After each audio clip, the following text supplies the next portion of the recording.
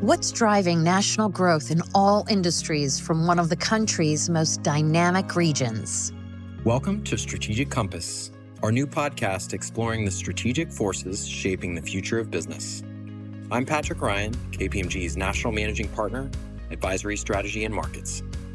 And I'm Kathy Hollinger, CEO of the Greater Washington Partnership. We are thrilled to sit down with the region's most influential leaders to hear their stories of bold ideas, collaboration, and leadership shaping the economy from Baltimore through Washington, D.C., all the way to Richmond and nationally. And as we dive into these conversations, we'll uncover how Greater Washington area CEOs are driving national conversations. And now I look forward to hearing Patrick as he expertly guides us through an essential conversation that promises to uncover some truly thought-provoking insights. I'm so excited to be joined by Bob Ballou today, the CEO, Chair, and President of Dominion Energy. Got an exciting conversation ahead. We got a lot of really fun topics. So I really want to thank you for having me in, Bob, and for taking the time for us today. Patrick, I appreciate the opportunity to join. I look forward to the conversation. Great. So Bob, let's start it off with just a little bit of discussion around Dominion. Long legacy, deep part of really American history. We'd love to just hear a little bit about the origin story. Sure. It's really pretty interesting. We started as a canal company, the Appomattox Canal Company, and then ultimately moved into electric streetcars. Richmond had a thriving electric streetcar back in the day, and then to the energy company that we are today. But what's quite interesting is that we just finished a high voltage test lab, so testing high voltage pieces of equipment, very complicated, precise operations at the site on the Appomattox River where our company was created hundreds of years ago. So we've come full circle, and during that time, we've invested in every way you can imagine, generating electricity, transmitting and distributing it, and we continue to advance to this day. But I think it's pretty cool that we started as a canal company on the Appomattox River, and now we have this amazing high-tech test lab back in the same spot. All in the same spot, in a beautiful building down here in downtown Richmond. Yeah, well, here we're on the James River, in our company headquarters here in Richmond. The Appomattox facility is south of here on the Appomattox River, about 25 miles south. But yes, we're headquartered here. We've been in this building since 2019. Wow. Well, this is a beautiful facility for those of you that are not watching on video. So a lot has happened in those couple hundred years back to the streetcar story. Would love to just talk about how you've taken this business from the origin story of the streetcar and to where we are today around a completely different business model. Obviously, tremendous multiple transformations during that time frame. Talk to me about just how throughout that time frame, Dominion has continued to be such an influential major power provider across the United States and certainly here in the Virginias. Yeah, so we grow with our customers and the communities where we do business. And we've been very fortunate for much of our history to be headquartered in Virginia, in Northern Virginia, Richmond, the eastern part of the state, extending west to Charlottesville and a little beyond. And that area has been very vibrant over the years, and we've seen a lot of changes. Now, our company has added and subtracted geographies over the years. Today, we serve that part of Virginia I just described, part of Northeast North Carolina, and then we serve customers in South Carolina as well. We're one of the two large investor-owned utilities in South Carolina. We also operate a nuclear power station in Connecticut.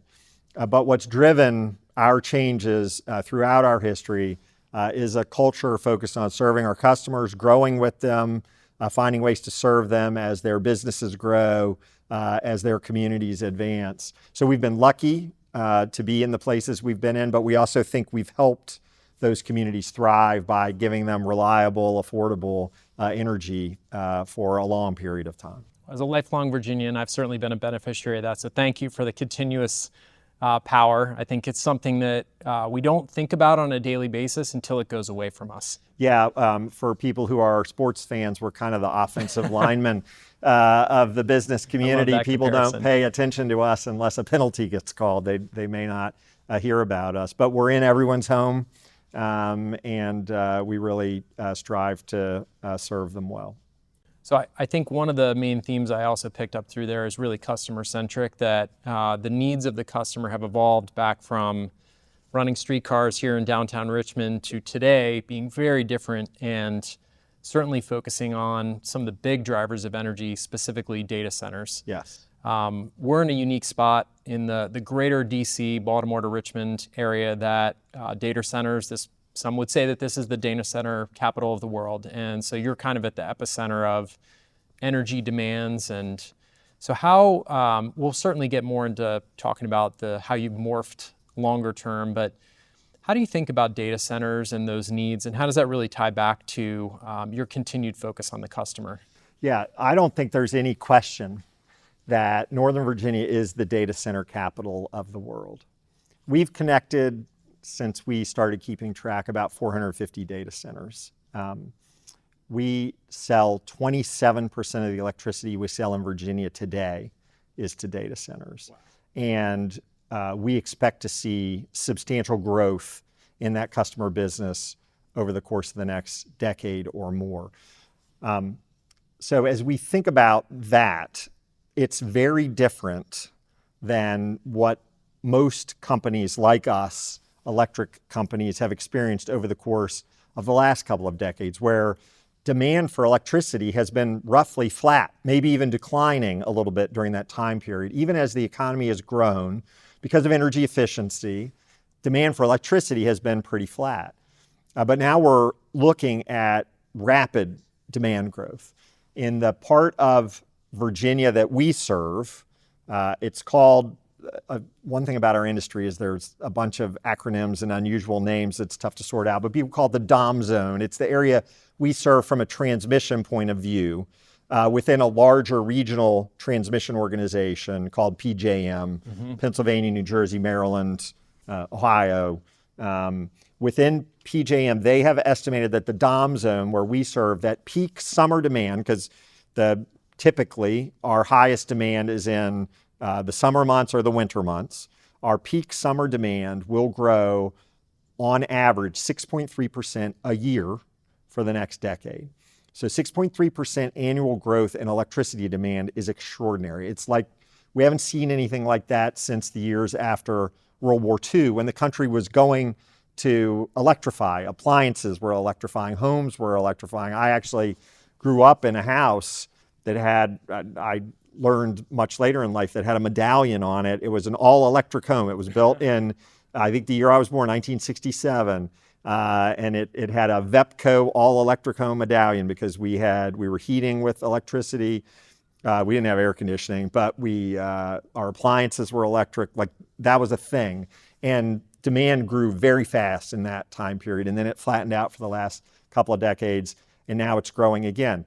And all this time, we're serving our customers using a machine, which I think is probably the greatest invention of perhaps in the history of the world, certainly in the modern era, electricity. The electric grid, we served it when we were growing fast and we were building a lot onto the grid. Then we served customers when demand was relatively flat. And now we're going to have to grow that infrastructure very fast over the course of the next decade or so.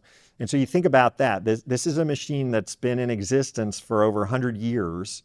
We're operating it and adding on to it and upgrading it all at the same time. It's really exciting. It's not something people think about very much. They think they hit the switch and the lights come on. It turns out it's a lot harder to do that than people might imagine. And it's going to be challenging as demand grows the way I'm describing. But it's fueling an incredible economy in the United States, and particularly in the greater Washington region, an economy of innovation, of growth in talent, all the things that businesses and people want that should attract them. And we're able to do that because we have access to this technology, to these data centers. So it's really exciting. We're happy to be part of that ecosystem. And we think it's going to be great for our customers and our communities as we see this kind of growth. I have to ask you, working with KPMG, we have a similar long-standing, over 100-year history, and I'm just struck with the same business challenge that we face of how do you build this agile business and still maintain the legacy of something that's been around for so long. Like, your agility is so not only impressive, but it's going to become even more important in the coming years. How do you think about that in your business model? Yeah, well, so we start with reliability. And that's something that I think is hard for people really to grasp. But when you come to work here, and I've been working here for about 20 years. I was a lawyer in private practice. I was working for the state of Virginia, and then I came here, and I felt it immediately. The people who work at this company, that's what they think about first, every day, keeping the lights on. And when the lights go out, getting them back on. Yeah. And that drives everything else that we do. And in order to be good at that, we need to maintain the processes and systems that have been in place for a long time, but then take advantage of newer technologies, newer things that we can add on, all while making sure that we hold on to the old system. So you end up in facilities of ours that date back decades, that look like they're decades old, and then on the same site, something that is very modern in the ways that we think about generating electricity in our transmission business, the big wires, and then in the distribution business, where we're getting much more agile. The grid is getting a lot more clarity, a lot more sensors out there for us to understand what's going on, which allows us to operate better. So it's start with that core of reliability, make sure you're focused on that all the time, and then take advantage of new opportunities that are coming along in order to serve our customers. Great. Well, there's certainly some lessons that I'll be taking away from that. So a few other things, just looking towards the future. Dominion is one of the leading offshore wind projects in the country. How does that fit into regional growth, specifically around wind? Well, I think I would take a step back and say, you hear this phrase when people talk about energy, all of the above. And sometimes when people say that, what they really mean is all of the above that I like. And our company is truly all of the above. So when I started working here 20 years ago, 50% of the electricity we generated, roughly 50%, was from coal. That amount has shrunk dramatically to less than 10% today. Natural gas, on the other hand, a very small amount of the electricity we generated was from natural gas, and today it's closer to 40%. We've generated electricity from nuclear for quite a while, and expect to continue to do that. As we go forward, this demand that I've been talking about, we're going to need to add new forms of generation, new sources of generation. Some of it is going to be things that we've done before. Natural gas-fired generation, for example. We've been adding quite a bit of solar at Dominion Energy over the last few years. We're going to keep doing that. And then some of it's going to be different. And offshore wind is an example. If you think about the wind resource for a coastal state, the best resource is offshore. That's where it's windiest. And so we spent some time looking at this. There was a lease auction in 2013, a long time ago, and our company bid on the lease with the expectation. We weren't exactly sure how this might work out, but we felt like if there were going to be an opportunity to develop offshore wind in Virginia, we ought to be the ones to do it. And we built then a couple of pilot turbines that have been operating since 2020. So they've been out there for 5 years now, operating incredibly well. And we concluded some years ago that a larger project would make sense for our customers. Everything that we do at this company has to be approved by regulators. We're a heavily regulated company, so we went to our regulators and sought approval for a project big enough to serve 650,000 homes and businesses when it's operating at full power. We're well underway in that project. The construction of it is going extremely well. We would expect to be done by the end of next year. But it's an opportunity to do large-scale generation at a site that makes sense, close to where a lot of the demand for electricity is. People think about offshore, it's 27 miles offshore, which is a long ways offshore, but a lot of the development in Virginia is along or near the coast. And we don't typically build power plants that close to where a lot of the demand is. So it's pretty close to where the demand is, and it'll be a chance to generate a large scale on behalf of our customers. So we're very excited about it, and we think it fits well with our all of the above strategy to make sure that we're keeping a reliable system and an affordable one for our customers. And one advantage of offshore wind is the fuel is free. We're not paying for that, and we think that's something that our customers should appreciate. So I like that all of the above strategy, and certainly things have continued to change rapidly in the regulatory environment. The push towards clean energy has, from the regulators and some of the political environment, the focus on that's changed in different directions over the last couple of years. I couldn't help but notice when I'm walking up here today, there's electric leaf blowers from the folks that are outside. There's a clear commitment on clean energy. Would love to get your perspectives on how that fits into the culture and the strategy of the organization. Yeah, so I think fundamentally what's important for us is having consistency in the rules of the road. The investments that we're making are decades long. Anything that we do, a transmission line, a power plant, is something that's going to be there for a long time, and they typically take a while to develop, not surprisingly. You can't construct a transmission line overnight. You can't build a power plant overnight. And so knowing that the rules of the road that exist when you start are the same as the ones when you get into construction and you start spending a lot of capital and will be there throughout is really important. So a challenge for us in our industry, not just our company, but folks in our industry, is when we see shifts in the policy environment. The way we address that is through an all-of-the-above strategy. The interesting thing about sort of the way we do business is there are going to be policymakers who, when you're generating all of the above, there are going to be probably some things you're doing that policymakers don't like and some things that they do like. It makes sense to be diverse from a policy perspective as it does from a reliability perspective.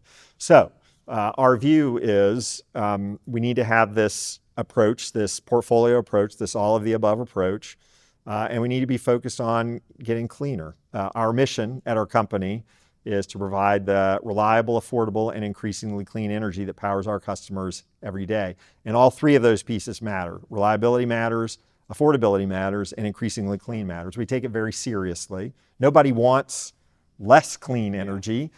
We just have to make sure we do it in a way that's reliable and affordable. So we spend a lot of time evaluating that. Once we have a case, then we take it to our regulators. We have to prove it out to them through a regulatory process where other parties can come in and challenge our assumptions. And we think that leads to a pretty good outcome. But ultimately, the best way to serve our customers and the way that we can get cleaner is through this all-of-the-above approach. And I would point out that if you look at our company, we've reduced our carbon emissions at Dominion Energy since 2005 by about 50%, which while the economy has been growing. And the power sector generally, and our company specifically, have done quite a bit in reducing greenhouse gas emissions. We're very proud of that fact. We've got more work to do, but that's because we've been taking advantage of the resources available to us in a way that's cost-effective and reliable for customers. Yeah, I love the way that you describe that and how that ties into the all the above strategy, particularly as all of our large businesses are trying to build long-term sustainable strategies in a really volatile environment. Absolutely. We're not the only ones. Yeah. And we hear that from our customers, and it's really helpful for us to understand what their business needs are so that we can serve them best. So on the terms of volatility, a similar challenge that we deal with at KPMG is the modern workforce. In preparation for this discussion, was talking to a few partners, one that had highlighted that his father had worked here for 45 years, and as a child, he knew everything about Dominion. It's clear that there's a really deep, strong culture, and at the same time, the workforce is different. There is a lot of focus on cheaper labor. The labor dynamics are shifting. A lot of companies are sending work offshore. How do you balance the modern workforce with understanding that you also are going to have a lot of very physical demands of things that can't be AIified or shipped offshore? Well, we start from the perspective that we're very embedded in the communities where we do business, just like KPMG is. But in our case, we serve everyone. We're a public service corporation. We don't, if a customer comes to us, we don't decide, well, we're not sure you're the right fit. Similarly, if you live in Dominion service territory, we're going to be your electric provider. But that means a great deal about how we think about communities and how involved we are in communities. And we want to make sure that we're doing well by our communities. That means hiring folks from the local community. And as a result, you do end up with generations of people who have worked at the company. It's not uncommon for me to run into someone who works here whose grandfather worked here or whose mother worked here. And I feel really good about that. So as we think about the sort of workforce going forward, all of our jobs at every company, I'm quite confident, but certainly at ours, are becoming more technical. There's still a lot of physical labor involved in many jobs at Dominion Energy, but it also requires a technical understanding. So we focus quite a bit on training folks up at our company. We take advantage of programs at technical schools, at colleges, at community colleges, to make sure that we've got the right workforce that we need here. And if you sort of think about the kind of job you can do in today's society, where you can earn a living that advances your kids, that gives them a better life maybe than you had growing up, the opportunities at a company like this, I think, are really astounding. And then once you get here, we're relatively large. We're not enormous, but there are 15,000 employees at Dominion Energy. You've got a lot of opportunities to move around and try new things. And I think that's an attractive part of our value proposition to someone who's thinking about coming to work here. A few things that jumped out in that response that I think align really closely with the Greater Washington Partnership also is very regionalized. Everybody's a customer. You're an active member in the community, not just because everybody's a customer, but because you're employing regionally also. I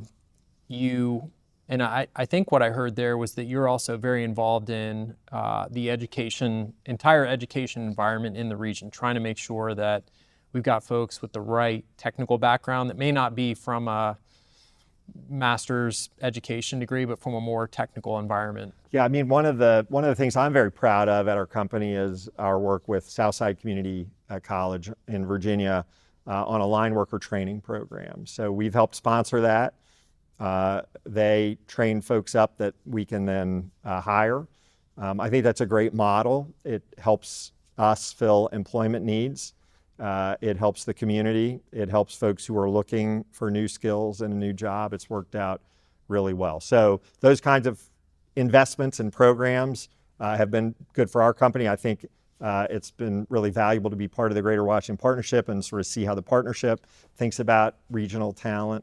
We're all going to need additional talent. We're all going to need additional technical talent going forward. Being part of a larger organization like that can be really valuable. How does AI and evolving technology factor into continued workforce education? Is that a big priority for Dominion right now? I think it's a priority for everybody, and certainly a priority for us. There are real specific use cases today, and then some thoughts about what could be helpful in the future. So for example, I mentioned we're a heavily regulated company. That means we're in rate proceedings a great deal. And part of rate proceedings is a discovery process. The other parties, they send interrogatories or questions our way that we have to answer. We usually have to answer them on a tight time clock. We have to scour a ton of data to answer them. We're developing an AI tool that will help the first response. So the interrogatory comes in and an AI agent will draft the first answer without a human being having to be involved in scouring around, scurrying around, looking for answers. And then a human will then, an expert will take a look, massage the answer, make sure it's correct. But that kind of work is really helpful from an efficiency point of view for us. Those kinds of use cases I think we're going to see come up in different places. That's one example. I suspect when you think about the amount of data that we have at this company, the amount of modeling we do of the grid, there are going to be AI advantages to use there. In our customer service side of the business, I think there are real clear use cases to help our agents be more efficient. So we're sort of looking across the spectrum. We're not going to be at Dominion Energy, where I mentioned our focus on reliability is so critical. We're probably not going to be on the leading edge of AI adoption because we can't afford to break something, but we'll be able to take advantage of what we learn from others and be fast followers, I'd say. Yeah, I think certainly I've noticed as a customer in those worst case scenarios where, big power outage or something like that, the reliability angle and your use of technology on websites, phones, that has changed the customer experience over the last couple of years, where it used to be sitting on hold for a long time. So I'm very thankful for your technology adoption. Patrick, when I started working at Dominion Energy 20 years ago, you know how we knew your power was out? You called and told us. That seems kind of hard to believe, doesn't it? But that's the way it worked. Now today, we have smart meters distributed where we know. And those kind of sensors help us operate the grid much better than ever before. And I remember this was before I came to work at Dominion, but in 2003, Hurricane Isabel caused much of Dominion's system to go out. We lost over half of our customers from that hurricane. And I remember I was one of those customers. I was too. And I'm sure you were. And the way I found out tried to get an update on when I might get power back was to call the 1-800 number. Yep. And today I can check it on a website and I can report on an app and I can look at a map that shows where there are other outages in my area. And you're going to continue to see advancements from us on that to communicate better with customers so that they understand what's going on. Our reliability is even more critical today than it was just a decade ago. People are working from home more. I've got out of college age kids now, but anyone who has kids, teenagers at home, if the Wi-Fi is out, that's a disaster. Right. That's the worst possible thing that can happen. Well, the Wi-Fi is not working if we're not working. So we recognize the importance of keeping the lights on, but also communicating effectively with people when they're not on, and there are additional steps we'll be able to take thanks to technology that will help us. Great. So I want to shift gears a little bit and talk about on a personal note. We're both lifelong Virginians, which is, it doesn't feel like there's that many of us anymore, certainly not in the Northern Virginia area. I've done a lot of research. It's hard to find a whole lot of personal data on you, but I think the one thing that jumped out at me immediately was you might be the only person that I've ever met that kayaks to work. Yeah, it's a fairly small subset of people who live in the right place, work in the right place, and have the interest. But this city, Richmond, is such a fabulous place. And to me, what makes it unique is the James River running right through downtown, so right past our office. It's beautiful. There's whitewater there. It's the best urban whitewater in America, and I'm a whitewater aficionado, I guess I would describe that. So yeah, I happen to live along the river about 5 miles upstream of the office. And when the weather's good and my calendar permits it, I'll canoe or kayak to work sometimes. Not a lot of people can do that, but a lot of people can take advantage of the river. And there's a lot of development going on in Richmond down by the river. CoStar's building a big new building down by the river. There's a new amphitheater that has been a great addition to the riverfront here in Richmond. And it's all helping contribute to a real vibrancy that some people who haven't been here or may not know as much about it, may not understand the great food scene here, the great art scene in Richmond. This is a great place to live. Yeah. Not everybody wants to or can kayak to work, fair enough. But it's a place where you can if you want to, and it's a great amenity for the city. Well, we've certainly benefited from that. We're about 4 blocks from your corporate headquarters, and the number of people that we've seen move from a bigger city towards Richmond, and I've been down here and been able to experience the running trails, the hiking trails, the mountain biking trails. It's very impressive what has happened to this city in the last 10 years.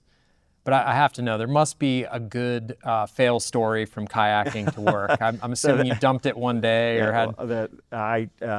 I paddled a stand-up paddleboard in one morning, and it's probably good that there was nobody around to witness it. It's possible that there were a few swims involved. I love it. But they were far enough upstream so that nobody could see. Yeah, well, I'm also a novice stand-up paddleboarder, so I understand how challenging that is. So let us know the next time, and we'll catch some blooper reel. You should absolutely come out with me sometime. A few years ago, Outside Magazine actually named Richmond as the best river town in America. I saw that, yeah. And I think that's emblematic of what we've got here. Well, very cool. So we'll close maybe with one question, just really looking towards the future. If you were to place one big bet on the future of this region, what do you think it would be? Well, I work in the utility business. We tend to be fairly even-keeled, and we don't make a lot of big, bold bets or predictions. But what I know from what I've witnessed of our customers is that this region is going to continue to be a technology hub. I just don't think there's any doubt about that. And that's going to attract a whole ecosystem of businesses, of higher ed institutions, that's really going to make the whole corridor from Baltimore to Richmond thrive. We're seeing that among our customers. And so if I'm thinking about one of the great technological centers in the country, I think it's going to be right here. Well, that's great. And you certainly are at the middle of it. So I really appreciate you taking the time to share a great story about one of the great companies in this region, one of the great leaders in this region, and looking forward to continuing this conversation going forward. Thanks a lot, Patrick. Thanks for tuning in to Strategic Compass. We hope you'll join us next time as we continue our conversations with the Greater Washington Area CEOs shaping the future from Baltimore through Washington, D.C. to Richmond and nationally. Subscribe to Strategic Compass today and follow us for more insights from the corridor's most influential leaders, helping you stay informed and inspired.